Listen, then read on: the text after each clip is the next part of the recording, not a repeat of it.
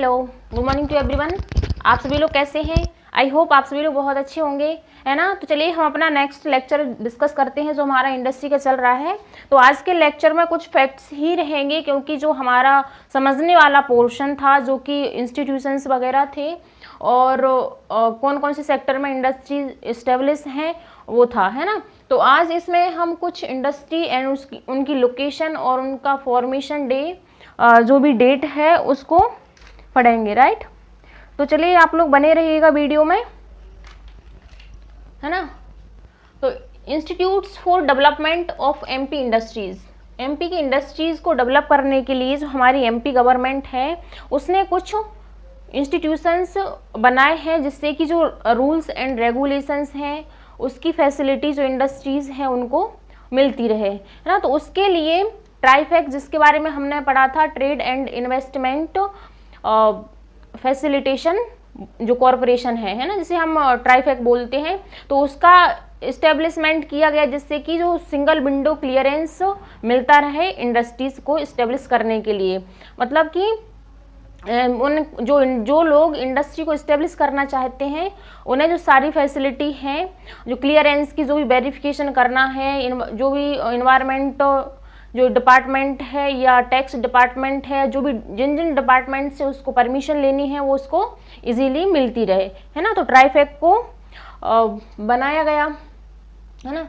तो इसके लिए कुछ इंस्टीट्यूशंस है जो कि हमारे ज़्यादातर हैं वो भोपाल में ही सिचुएटेड है, जो हमारी कैपिटल है एमपी की उसमें ही सिचुएटेड है जो भी डिपार्टमेंट है।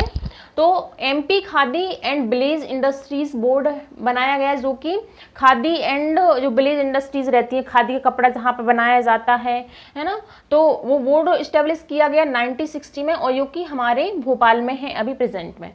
एमपी स्मॉल इंडस्ट्रीज, जो स्मॉल इंडस्ट्रीज रहती हैं जैसे जिनकी जो इन्वेस्टमेंट कैपिटल है वो काफ़ी कम रहती है, उन्हें हम स्मॉल इंडस्ट्रीज बोलते हैं, राइट। तो स्मॉल इंडस्ट्रीज कॉरपोरेशन हमारे एमपी का जो कि 1961 में इस्टेब्लिश किया गया था और उसका हेडक्वार्टर है जो भोपाल में है।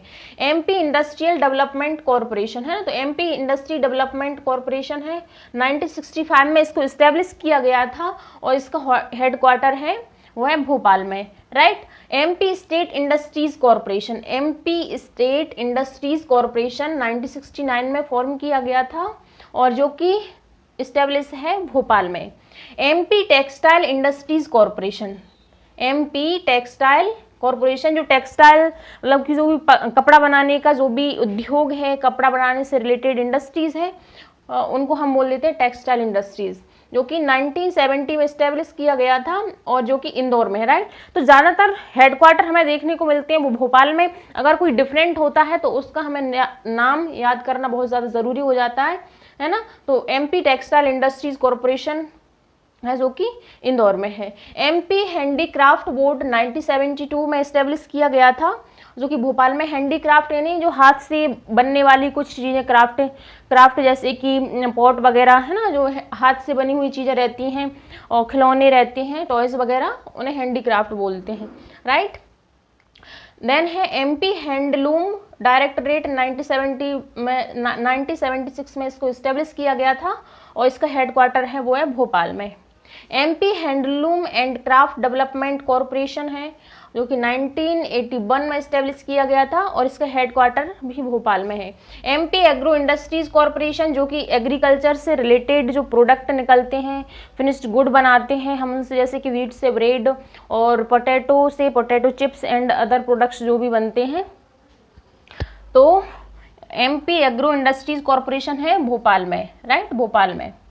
एमपी माइनिंग कॉरपोरेशन है, माइनिंग से रिलेटेड जो भी एक्टिविटी रहती है जैसे कि आयरन ओर निकालना, मैंगनीज ओर निकालना, जो भी मिनरल्स को निकाला जाता है तो उसके जो रूल्स एंड रेगुलेशंस बनाता है और उन सब पे कंट्रोल करता है वो एमपी माइनिंग कॉरपोरेशन भोपाल।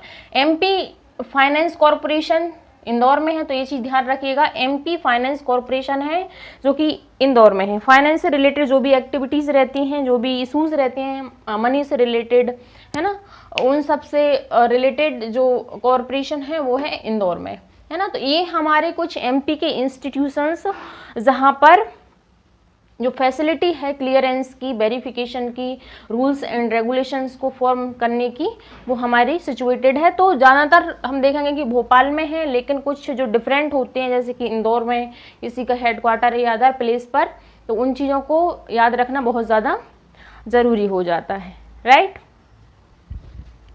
हमारा फैक्ट्रीज एंड उनकी लोकेशन क्या है और उनकी इस्टेब्लिशमेंट डेट क्या है ना। तो बुरहानपुर ताप्ती मिल्स लिमिटेड जो कि बुरहानपुर में है और 1906 में इसका फॉर्मेशन हुआ था। Indore Malwa United mills limited जो कि इंदौर में इस्टेब्लिश है और 1907 में इसको इस्टेब्लिश किया गया था। स्वदेशी cotton and flour mills limited है जो कि इंदौर में है, 1928 में इसका फॉर्मेशन हुआ था। हीरा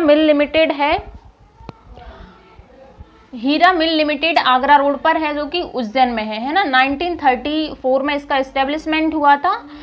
और कल्याण माल मिल्स लिमिटेड है जो कि इंदौर में है, 1934 में इसको भी इस्टेब्लिश किया गया था।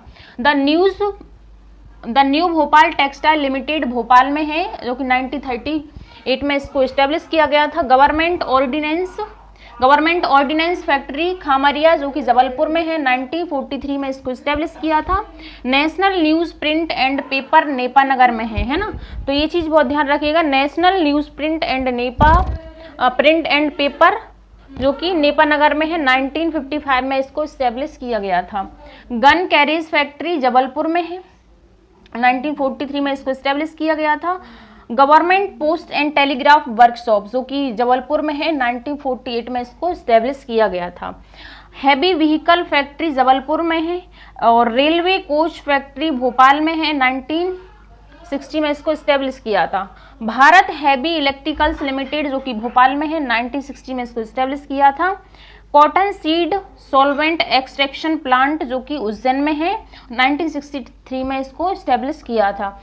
इस तरीके से बहुत सारी इंडस्ट्रीज़ हैं। इस तरीके से जो हमारे एमपी है, एमपी में बहुत सारी इंडस्ट्रीज़ हैं और इसलिए आप इनको नोट कर सकते हैं। इनको नोट करना ही होगा क्योंकि इनको मेमोराइज करने के लिए इनको पूरा लिखना पड़ेगा कि इनकी डेट क्या है फॉर्मेशन की एंड किस जगह पर ये सिचुएटेड है, और इस तरीके से आप इनको नोट कर लीजिएगा, राइट, है ना।